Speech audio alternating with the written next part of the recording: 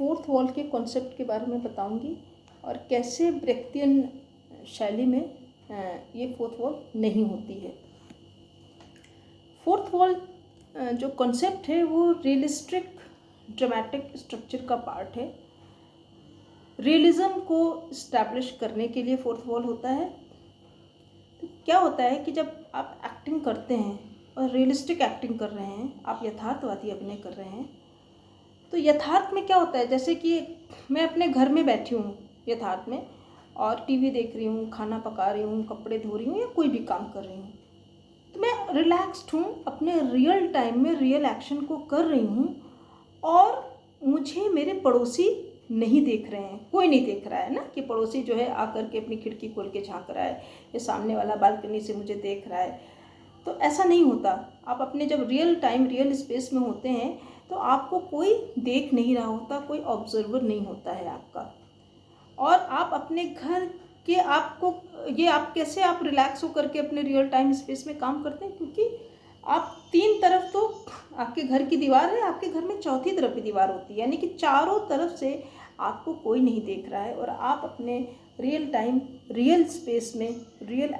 Action कर रहे होते हैं। तो जब ये रियलिटी का जो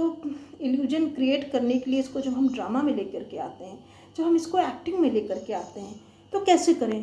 क्योंकि तीन तरफ तो आपको प्रोसिनियम में वॉल मिल जाती है ना, लेकिन चौथी तरफ कौन होता है, बहुत सारे ऑडियंस होती है, 200-300 से लेकर के कई हज़ार तक ऑडियंस सामने बैठी होती है जो आपको देख रही होती है, और एक्टर को ये पता होता है कि ऑडियंस आपको देख रही है। आप एक्टिंग कर रहे हैं, आप स्टेज पे हैं और ऑडियंस आपको देख रही है, तो आप रियलिटी का भ्रम कैसे पैदा करेंगे, क्योंकि सामने तो ऑडियंस आपको देख रही है, आप परफॉर्म कर रहे हैं, रियल रह ही नहीं जाएगा। तो ये डिवाइस निकाली गई, ये एक टेक्निक निकाली गई कि जो सामने जहाँ पे वॉल प्रोसिनियम की खुली हुई है, जहाँ से ऑडियंस को एक्सेस है, जहाँ पे ऑडियंस बैठी हुई है, वहाँ पर एक्टर को ये इमेजिन करना चाहिए कि ये कोई ऑडियंस यहाँ नहीं बैठी है, कोई आपको नहीं देख रहा है और ये स्पेस खुला नहीं हुआ है, वरन यहाँ पे एक वॉल है, यहाँ पर भी एक वॉल है, आप चारों तरफ से वॉल से घिरे हुए हैं और आप रिलैक्स होके रियल टाइम में रियल स्पेस में अपने रियल एक्शंस को यथार्थ की तरह रियल की तरह से करिए, क्योंकि आपको कोई नहीं देख रहा है। सामने भी एक दीवार है जो इनविजिबल है, यानी कि वो सच में तो ईंटों से बनी हुई दीवार नहीं है, सामने ऑडियंस बैठा है, लेकिन आपको ये इमेजिन करना है कि सामने